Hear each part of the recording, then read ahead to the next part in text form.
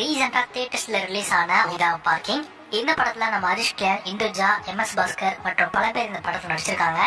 இந்த படத்தை இப்போ ஃபைனலி நம்ம ஹாட் ஸ்டார்ல ஸ்ட்ரீம் பண்ண போறாங்க.